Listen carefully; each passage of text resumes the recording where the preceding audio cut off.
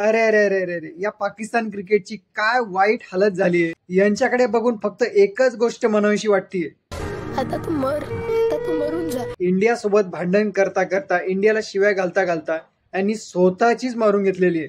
Waste इंडिजची team, ती waste इंडिजची team जी सध्या त्यांचे खूप हाल चालू आहेत, त्यांच्याकडे 11 प्लेयर सुद्धा मिळणं त्यांना अवघड झालेलं आहे. अशा वेस्ट इंडिजच्या टीमने पाकिस्तानला वन डे सिरीज मध्ये हरवलेलं आहे. वन डे सिरीज वेस्ट इंडिजनी जिंकलेली आहे. ही जी वन डे सिरीज होती ती वेस्ट इंडिज मध्ये चालू होती आणि या वन डे सिरीज मध्ये 3 मॅचेस होत्या. 3 मॅचेस.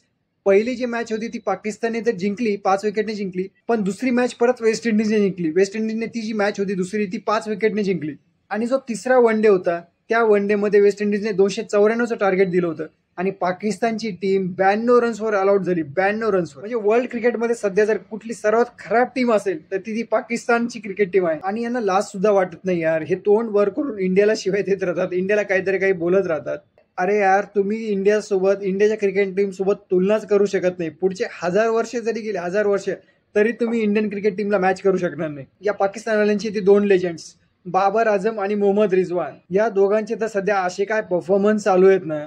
आणि हे पाकिस्तानवाले त्या डांबर आझम आहे, त्या डांबर आझमची तुलना विराट कोहली, सचिन तेंडुलकर यांच्यासोबत करत होते. आणि ते क्रीम लावलेलं माकड मोहम्मद रिजवान. तुम्हाला काहीच कसं वाटत नाही यार. जोपर्यंत हे दोघं क्रिकेट खेळत राहतील ना, तोपर्यंत पाकिस्तान टीमचे हेच हाल होत राहणार आहेत.